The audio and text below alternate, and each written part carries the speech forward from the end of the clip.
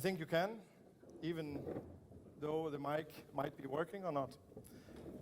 A warm welcome to the backstage, which is of course where everything really happens. So I think this is a very nice metaphor to be discussing smart cities and communities in the context of IoT. I'd like immediately to invite my colleague and the chair of the IoTWeek, Sebastian Ziegler, here to give a few reflections on the connection between IoTWeek and the Smart Cities and Communities track. My name is Martin Bunskov. I'm from Aarhus, so it's a great pleasure to seeing all of you here today. Sebastian, how do the two things fit together? Thank you very much, Martin. First of all, good morning, everyone. Good morning. Good morning. Okay. I did still to progress and improve with my Danish. So very welcome to all of you. And as Martin mentioned, I think smart cities play a very important role in the landscape of IoT for several reasons. First of all, the vast majority of the world population now lives in cities. So if we want to make the IoT aligned with the need of the end users, we must by definition, by design, address the needs of smart cities and smart citizens. The other reason why smart cities play a very unique role for the IoT landscape is the physical location, or locus, where all the functionalities, almost all the functionalities, even smart farming in more and more cities occurs. So it's a place where you have all the interconnection between the different subsystems, smart transportation, smart grid, e-health, public safety, and so on. So it's really the place where you can experiment and where you need to address the risk of interactions between different systems of IoT. So smart cities, again, are a very important place to test, validate, really validate with the end user, with the requirements, the applicability of IoT. It's also the place where you will have probably the highest density of IoT modes compared to rural environments. It's really a place which is very important from an IoT perspective. It's also important to consider not only IoT as an end, but as a mean. Again, IoT is here not as an end per se. We're not trying to deploy IoT just for the sake of seeing many sensors around us. That's nonsense. What we want to see is to use IoT new technology to address societal needs. And again, cities play a very important role as a catalyst to identify what are the needs of human beings, of citizens, but human beings in general. So again, smart cities can enable us to interact directly with large communities, to co-create, to develop, to think, to reflect. Again, to co-test and co-validate, not only to co-create, but really engage citizens in assessing, saying, is it a good technology for you? Is it something you would like to see around you, with your family, with your children? So that's very important. Again, smart cities are kind of catalyst for evolution, for technological evolution. Now, I already mentioned, if we zoom out, what we like, I think, the common concern and expectation we have with OIC, with Eurocities, with many organizations, is, first of all, of course, again, to ensure that technology is a means, not an end, a means to serve the cities and citizens. But also, we would like to avoid a fragmentation among cities. We would like to avoid forcing smart cities to end up in locked-in situation, where they find a really nice company coming to them saying, oh, listen, dear mayor, I have great technology, it's very good price for you, at least for the first year, very good price. You will have nothing to pay. And then 3 years later, the cities end up locked in a technology. And being in a dilemma to say, either I decide just to scratch it out and to recognize it was a mistake 3 years before, or to start paying and paying and paying for a service which could be perhaps more cost efficient if it would be developed in another manner. But also the other challenge is not only to avoid locked-in, but to enable smart cities to cooperate among themselves. To be sure that, for instance, a city which is developing a new application in a country can easily share it with another city, enabling this other city not to reinvent the wheel, not to redevelop, reinvest, to redevelop the very same application for the very same need. Do we need to have 20,000 applications for smart parking management? Certainly not. So let's try to enable the cities to collaborate, to find, maybe to have different test options, solutions, and then to enable the other cities to adopt the most successful one. So that's another dimension. So in this context, when we launched this workshop 3 years ago, the IoTWeek, the idea was really to say, let's start discussing together. Let's try bringing the different stakeholders together, standardization bodies and others, to see how we could enable and support this convergence. It was closely related also to synchronicity that Martin is chairing. So this European landscape pilot on IoT for smart cities, to see how can we bring the community together, to think, to take a little bit more altitude, and to see how we can bring the different energies together to converge towards common solution, towards interoperability, while respecting the specificities of each city. So really a bottom-up, almost a grassroots process, starting from the cities, citizens, cities, and then moving up to the international collaboration. Since then, we had the third workshop we organized. It's a great pleasure for the IoT Forum to host this workshop, this 2 days workshop.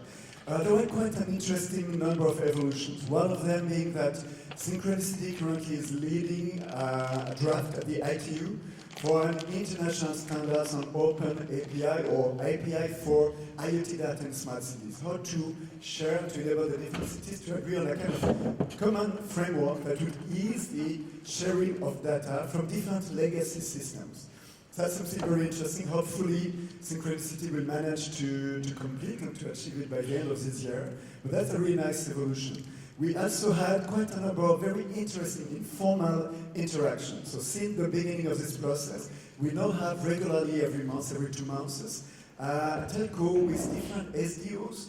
I would say more different leads of people in the SDOs who are interested to work together, to move beyond the borders of their own standardization bodies, to share information, to see how we can get converged, how we can align the energy.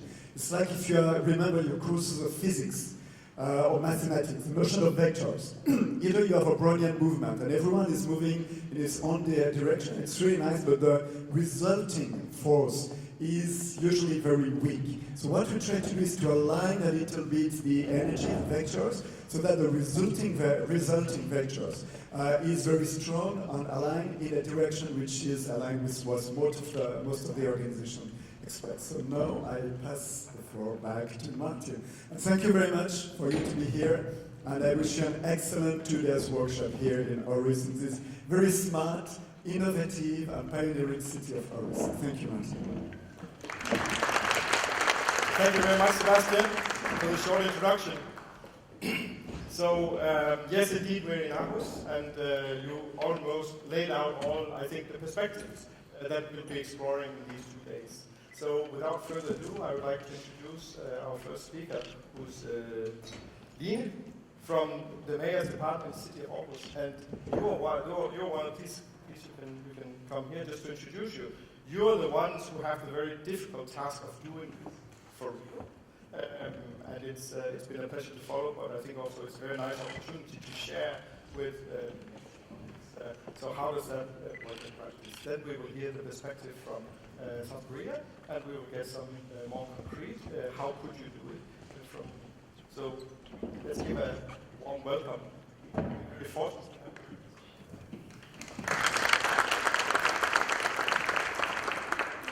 Hello, good morning. Is this on? Yes, perfect. I would also like to welcome you all very warmly to the city of Aarhus. We are extremely proud and happy to host the IoTWeek, something that we have been working on for years. So that's great. I would also like to thank you for inviting me to giving me the opportunity to talk at this session. I think it's very interesting and very relevant. My name is Line Gastran, like Martin said, and I work as the Smart City Coordinator in the city of Aarhus. And I have been in the Smart City game for quite some years now. I co-founded Smart Aarhus together with good people like Martin and also Mirko Presser, who's one of the leading forces in the IoT Forum. But to get back to my presentation, we were asked to make a statement, and mine is IoT rocks.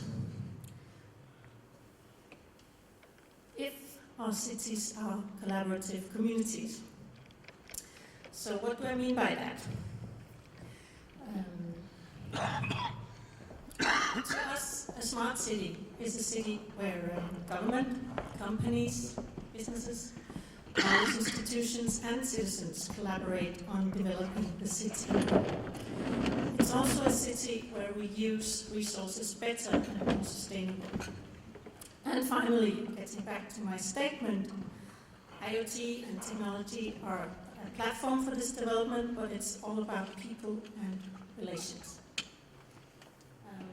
Therefore, building a smart city to us is a long-term project that requires collaboration across silos, sectors, and departments in cities. And it's an effort where we need to build trust and relationships, and that takes time. I know this is not rocket science to any of you, but it's vital and it's very difficult.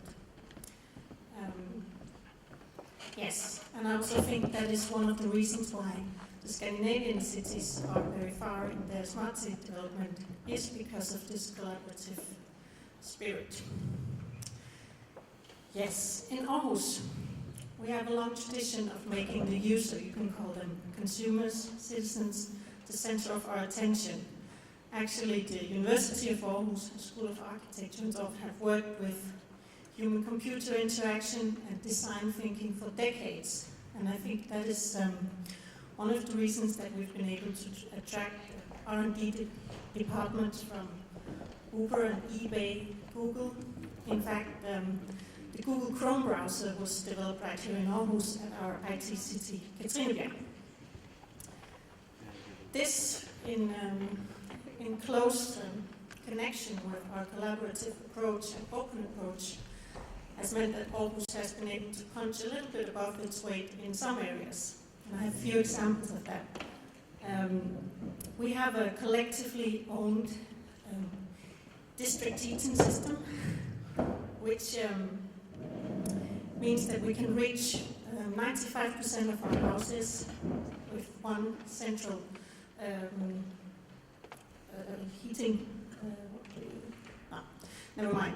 This made us able to change from coal-based energy to biomass in 2017, reducing our CO2 emissions by 310,000 tons a year, which is almost 1 ton per citizen, simultaneously.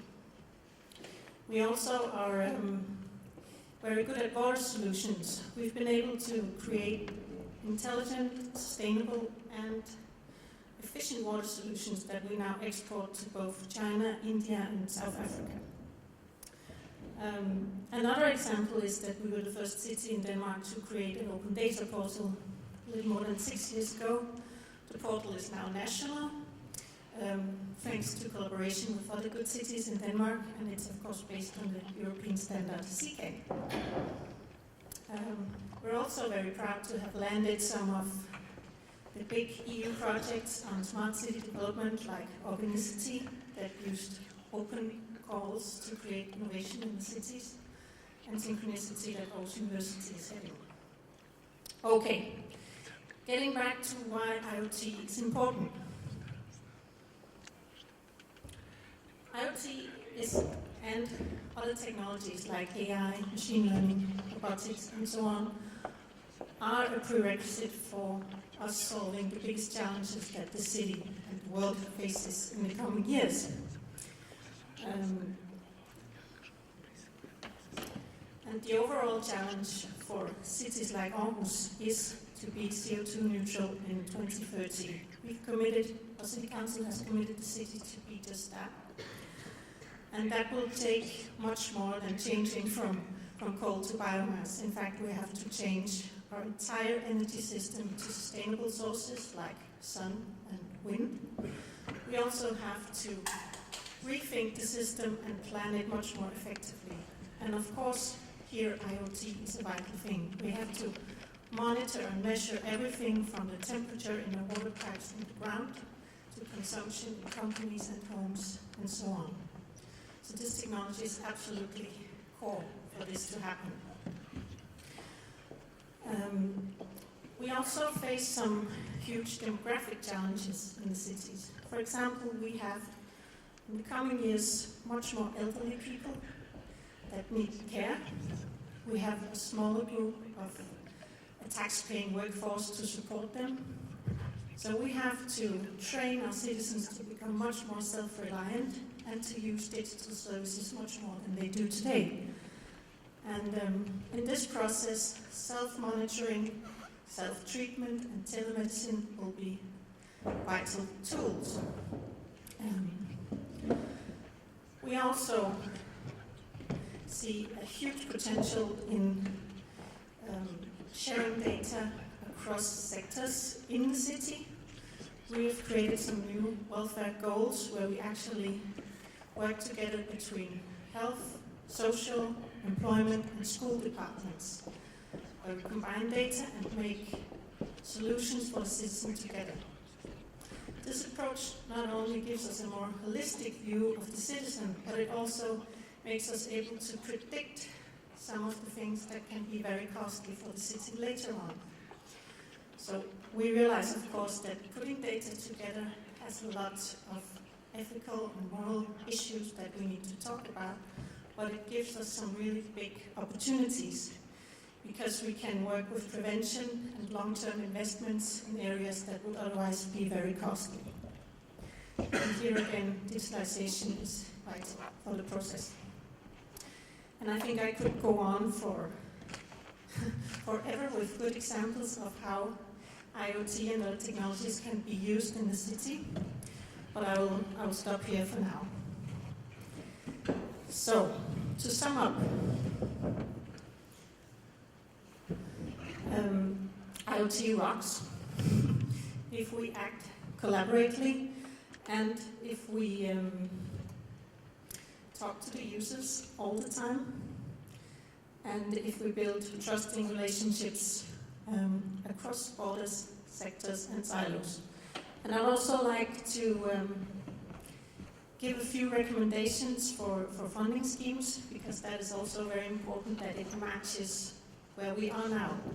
So we're very much in favor of creating open calls for smart city development, because it can be adjusted to concrete challenges and concrete solutions locally. It's also important to create dynamic programs, because the conditions change very fast. We can see that a lot of legislation is very slowly, and all of a sudden it changes to the digital realities, and then we need to adapt very fast. And if we're bound to some program, it can be difficult to make success. And as I also mentioned before, we started working across departments, across silos, so we would like programs that also reflect this reality, that we work across silos. So for example, looking at climate and technology, please make calls that can combine these two things. And lastly, we would like to insist that we work with common standards so that we can scale. So the work of Open Agile Smart Cities obviously is very important here as well, and appreciated. Good. And finally, making people, call them users, consumers, citizens, the center of our attention and efforts doesn't only make the results more democratic, it also makes them a lot better. Thank you.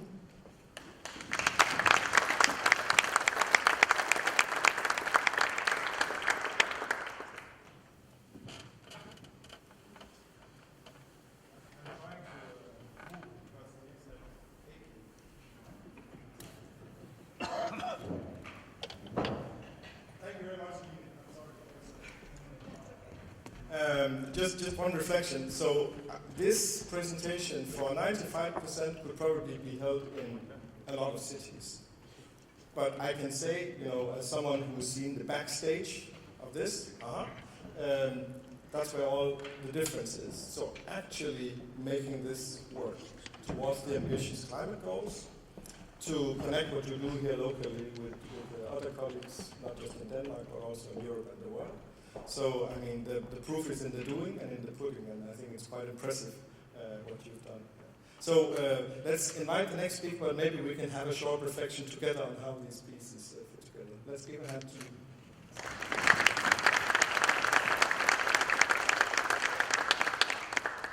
Okay, so now I'm looking to Monique Calisti, who is also one of the persons who have orchestrated the backstage work.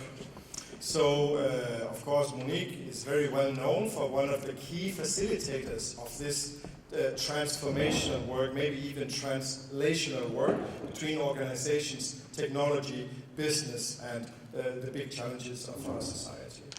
But Monique, you also work very concretely in helping this in the context of, yes, of some projects, but also on the business side. So just to be very concrete, we start with now adding on the view from the policy, then how can this be done as an example, actually I think reflecting the terms and conditions that a city like Aarhus would like to see in the market. So Monique, I give you the floor. Thank you very much, Martin.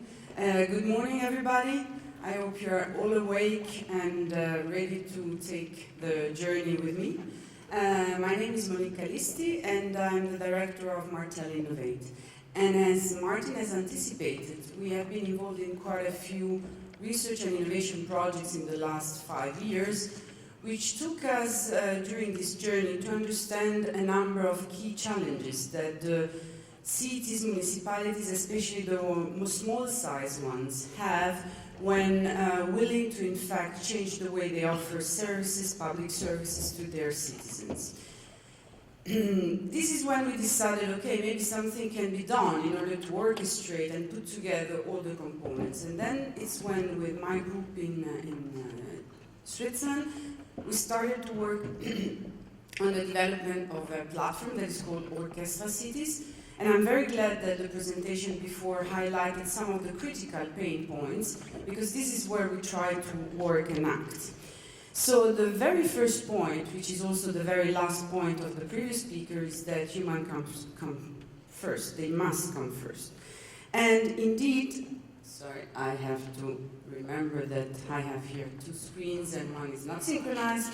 So the very first point is that we are trying to develop technology that can empower people. So technologies should be seen as an enabler, as a very concrete mean to have a positive impact in the society. Now, when doing that, we took into account one very crucial aspect, that more and more cities cannot act in an isolated way. They are more and more connected to the neighbors, to the region, and so on and so forth. So they must have a way, also at service level, to be able to share at least some information, some data, some functionalities. And this is a concrete need that many of the municipalities' representatives that we've been working with have expressed. Now, the ambition, or let's say the main value comes from what we could learn along this journey, from the capability to create data spaces that can be managed, shared, monitored, and somehow shaped.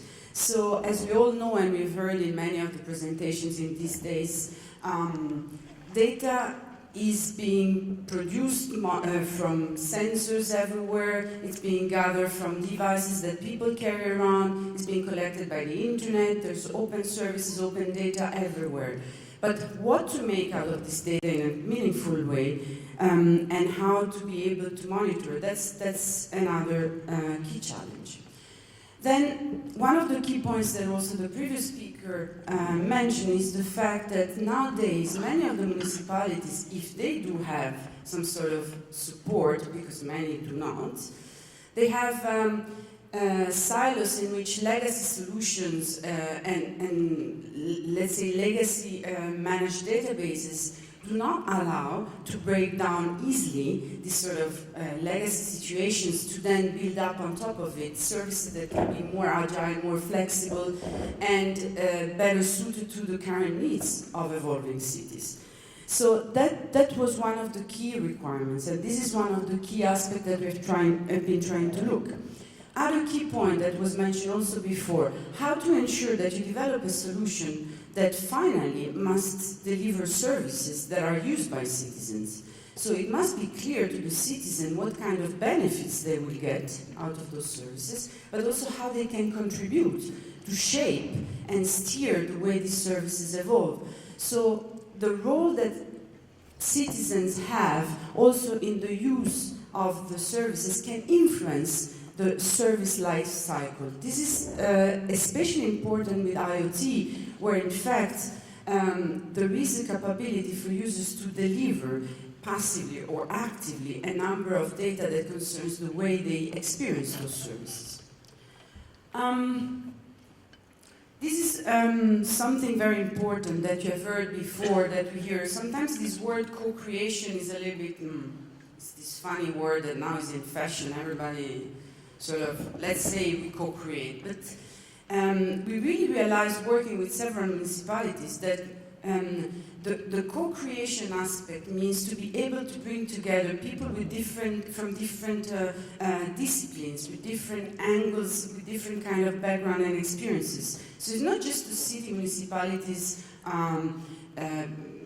let's say representatives sitting in one room with the software developers that will come up with the best solution. Absolutely, that's not the case.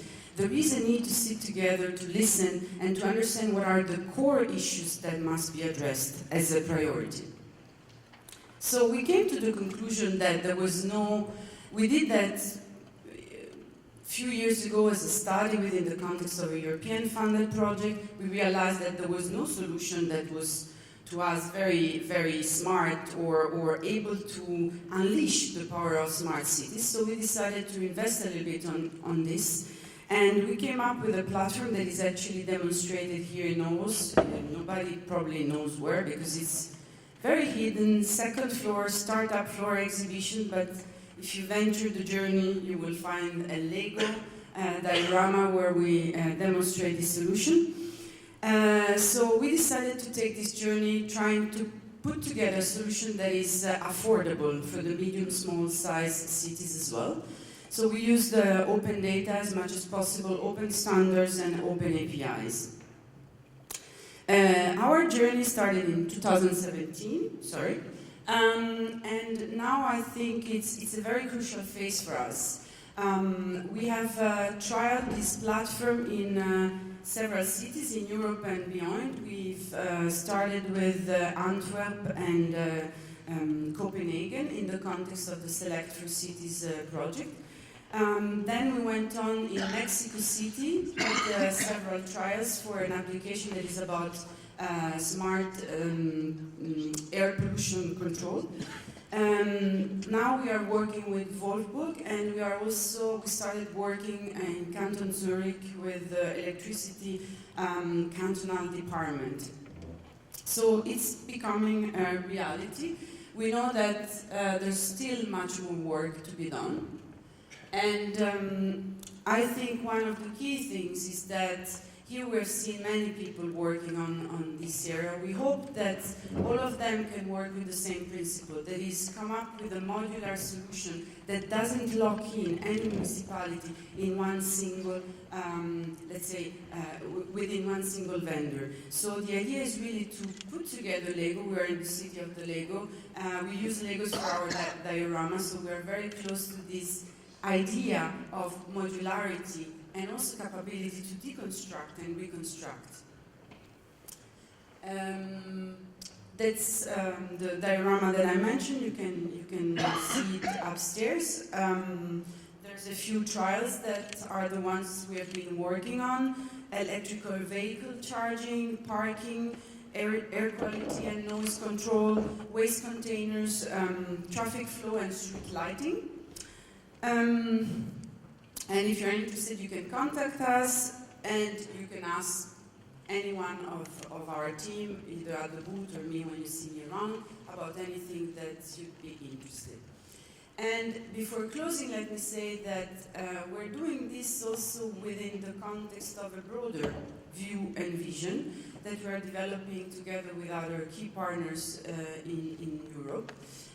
Last but not least, Aarhus and other partners that have been speaking before, because we do believe this is the way to go for digital transformation to really bring benefits to the citizens. And that's why we are strong advocates for open source and open hardware and open data technologies. So I'm glad to see that others here have adopted the same approach, and I'm looking forward to the next discussions. Thank you.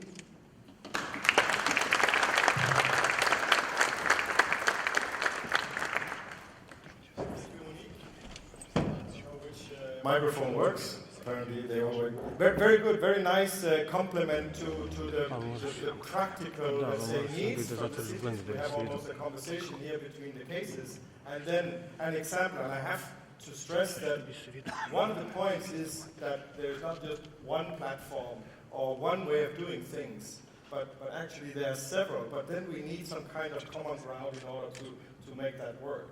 And probably it's not a good idea just to put all the data in one big black box and then just run some AI and machine learning and that model kind of didn't work, right? So thank you for sharing also this very concrete example.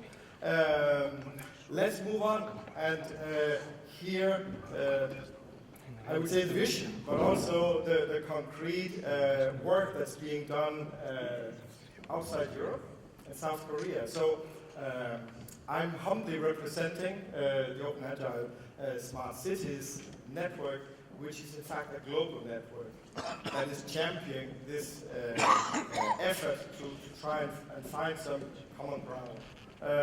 But also the large-scale pilot that was built around OESC, which involves partners not only in Europe, but also in Korea. So we've been working very closely with our Korean colleagues, I would say, for years actually, to understand how can you on the also broader policy level, and coming a little bit back to what Line said about making relevant investments. Yeah? So how can you make this work? So thank you, Injok, for traveling all the way to Aarhus. I'm sorry it's so hard to get here, but it's very nice that you found us, and also for the people who have been supporting the linking. There's a strong link between Europe and Korea. There's a strong link in what we do concretely. Also, the Korean partners on government side, on local government side, on business side, on technology side as well. So thank you for coming and co-creating the vision forward. So please, I invite you to take the stage and give us your view.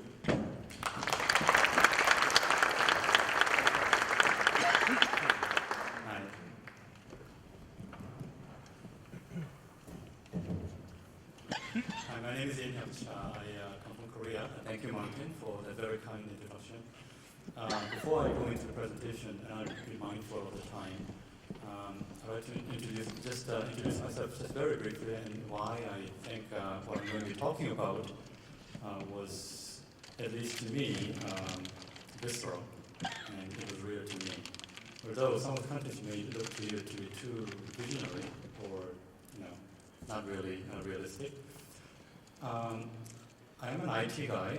I did my PhD like almost 20 years ago, actually 25 years ago now, quite a while ago, on the predecessors to deep learning. So by the time I was done with PhD, my advisors told me that never mention you did machine learning on your resume. You're not going to get a job. That was the start of the second AI winter. So I complied, and I got a job on speech coding and so on. I worked for the telco industry for the next 15 years. And then I became an IT guy, still AI, machine learning. I was so surprised, but also very glad when machine learning became resurgent, starting in the late 2000s. And then I became an executive at a large company in Korea, SK, first Samsung, and then SK Telecom, which is Korea's leading mobile telecom operator with 32 million people, subscribers. It's one of these companies which are not that big in terms of size, but always trying to be at the forefront of technology curve. So this company boasts, for example, that it was the first company in the world to deploy the CDMA IS-95 systems, actual commercial systems, and then also the WCDMA, and then LTE too. And then it was the company to deploy 5G for the first time in the world last December 1st. So trying to do that. And then I became the executive responsible for the business of IoT in that company for about a year or so, year and a half actually. A lot of learning, because as you might just imagine from what I just said, this company, we built the world's first nationwide IoT network, small IoT network, based on LoRa, not on ngiot, but LoRa, just over like 4 months. Almost 100,000 base stations into the country in like 4 months, and then we jumped on it, and we had meticulous business plans. We had all kinds of thoughts put into that. We had tested scores of different devices and so on, business models and so on. The business flopped very badly. So a lot of learning, a lot of sleepless nights as an executive responsible for that. But we got at least lessons and some perspectives. Then I became involved with Korean national government's smart city strategies. So there was a tie-in to what I was doing for my company to this larger effort. The city scale IoTs became important. Again, talking to people, always testing, things like that, and also meeting people who are maybe slightly outside of the mainstream in terms of what we consider as IoT. So what I'm going to talk about is actually some of my own just perspectives from these interactions, and some of this may be somewhat off the chart, but hopefully this will just create some more thought points. Right? So I was told how to do this. So as great charts they can set, for about 10 years or so, I think we're still living in the world where we are believing in IoT. It is the epoch of belief. At the same time, it has also been an epoch of disbelief, or rather some questions too. For me, I started on IoT journey in 2004.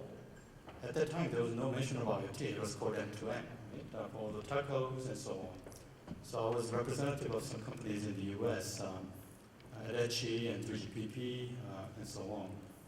But we had this vision that the world would be covered by sensors and interfaces, and at the time we didn't have analytics, but we still thought that there would be big data and so on. So this has been the time, right, the epoch. Some numbers. We are all very glad that everybody says that there are more IoT devices in the world. Right now there are people estimating that we may have about 25 billion devices in the world that are connected. And projections are that we'll probably get to about 70 billion in seven years or so. That is really large, and it's actually large, and that could become a problem. But there's also the fact that we can be jubilant, we can be great. But think about some of these numbers. The Earth's surface, almost 150 million square kilometers, and urban areas are all estimated to be about 0.7% of that, give or take. So about a million square kilometers are the usual urban areas, right? So 30 billion devices, 2 or 3 years down the road. If you look at the density, we will probably have about 30,000. And if we consider that all of these devices will be just on the urban lands, right, not on the roads and the suburbs, we'll have about 30,000 devices per square kilometers. Per device, roughly, that device will have to cover an area of about 330 square meters for whatever it does, right? Just simple rough maths. I mean, this is of course not sophisticated, but just to give you the idea of feeling scale. So then we can ask ourselves, is this enough density? If we are saying that the world needs sensing, the cities need sensing, is this enough? Also, we could also ask the same question in the sense, if this is enough, then can we afford it, right? So let me give you some more ideas. Oh, those are some of the largest cities with the largest population, largest areas, and so on. Let's think about some more numbers. So I tried to look for a lot of data sheets for sensors. A lot of sensors actually have ranges that are counted in millimeters. Some pressure sensors, for example, context sensors. Some devices, of course, for example, proximity sensors based on IR, may have several feet or several meters. Some LiDARs may go up as long as, as far as 100 meters or so. Give or take, most sensor ranges are about from 1 millimeter to about 5 meters, right? So compare that to what we just talked about. Maybe 2 years down the road, when the world is covered as we think by about 30 billion devices, that one single device will still have to cover an area of about 300 square meters. So it doesn't seem to be that we can really cover, from aerial point of view, every corner of the world. Of course, we think that we would probably need to do that, right? So these are just thought points. How much do we know? Do we know about the need for the spatial sensing? I don't think we actually know. I have talked to many people. It doesn't appear that we have some insights, actually. But then, also, we can also think about the conflicting, very often very conflicting requirements of the devices, like small sizes, we need batteries, right? Low power consumption, but if you want to make a small low power consumption device, then usually the device is very limited in terms of what it can do. Remote management. I come from telco world. There's a word called truck rolls in the telco world. In the US, for example, if you want to send one truck to do anything on the road, it can take about $3,000 per day for one truck call. All people in the world looking at either people's faces or cat faces on a screen, right? That was exactly what everybody was doing. He thought that if I change my perspective, if I change the objects that I observe, then I may differentiate myself against everybody else on the Earth. So he went up to the orbit, then he looked down, and he could see everything, but he needed to choose, right? Because there was everything. So the thing that he chose first was the most important and most anchor facility of the largest industry on the Earth, which is the oil industry. So he set out to detect and identify all the oil tanks from the orbit. He was able to do that in a few years, 25,000 of them. And then some of these pictures actually show that he was not only able to detect where everything was, also able to, using algorithms, he was able to identify and actually estimate very precisely how much oil was in each of these tanks, using the shadows of the booms that are sticking out of the oil tanks. So it's not just about where things are, what are the relevances of the quantities that have to measure or estimated on a large scale, right? And his company and companies like his, other companies, are estimating everything, detecting everything from the Earth, from the Earth orbit. Right? Time. Houston, 2 weeks after Hurricane Harvey. Not just visible light. These satellites use millimeter waves, and this was a synthetic aperture radar imaging from the orbit, right? So these, then what he could do was exactly knowing, without going there, the depth of the water covering the entire city. And then his company sold this information to the insurance adjusters. The insurance adjusters don't have to go there, right? 6 feet under the water, you could just look at this and then estimate when and where you need to address this. So things like that was happening. And then some of the other companies were trying to identify objects, the whole cityscape from the Earth, and modeling them digitally. So you have what they call in the city, smart city people, the terminology, the district twin of the city. Physical replica, digital replica of the actual physical city, right? Not just the buildings, but the temperatures, people moving about, cars, and things like that.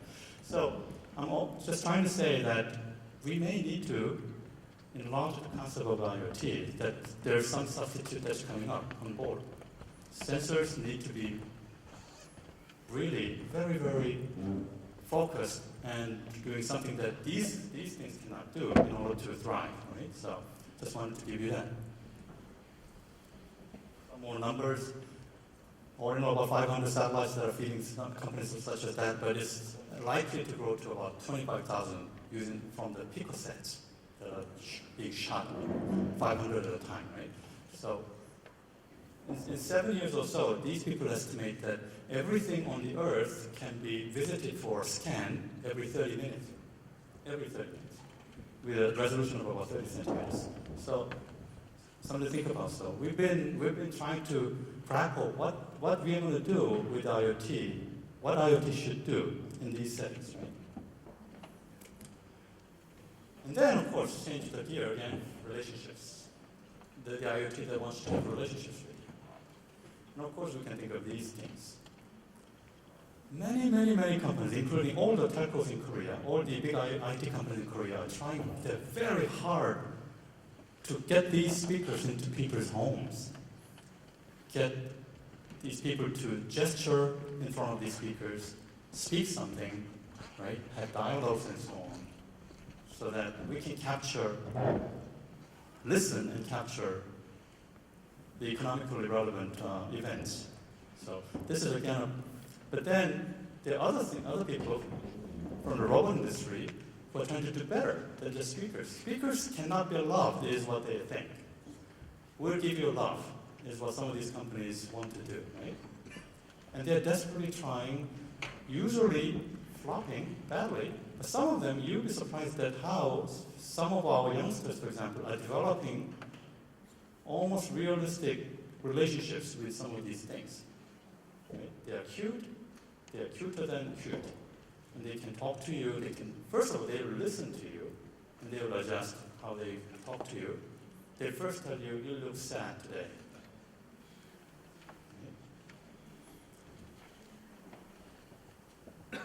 If you feel like you want to wipe out your robot's nose, right? Then that's the caring that we talk about. Then you'll be ready to go on your own automobile to go to your IoT sensor to develop something like that. I don't know how to do that, but people are looking at these aspects of time. Yes. So these are some of the things that companies like ours in Korea are thinking about the IoT.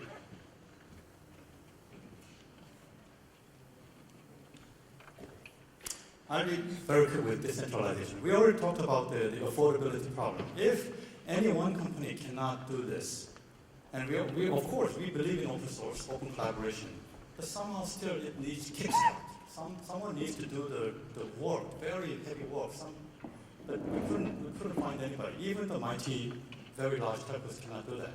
I can assure you, your telcos will not do that, because it's just too costly for them.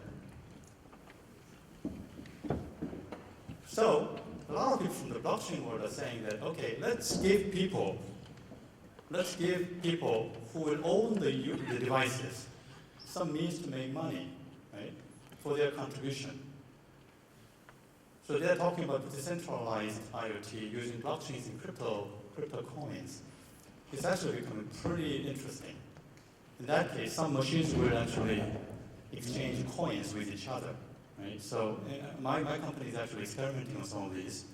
In some scenarios, for example, in the autonomous vehicle area, when you see a car, you see a traffic jam in front of you, and you see 5 cars in front of you, you need to go past very quickly. Then your car will send some coins to the cars in front of you. Could you nicely move away? Right? And some of the cars will do that, and you'll be able to bypass. It's actually a scenario that is being very, very actively being pursued by these companies. Some cities are actually actively looking at blockchain as a framework for the entire IoT. So that's it. For example, Vienna is trying to do that. In our country, there's a national smart city strategy that's being formed, and we are actually also not just business strategy, but also we are talking about technology strategy. And this is some ideas that we've been going through. Of course, like everywhere else, we'll need this very centralized data core. Call it data lake, AI.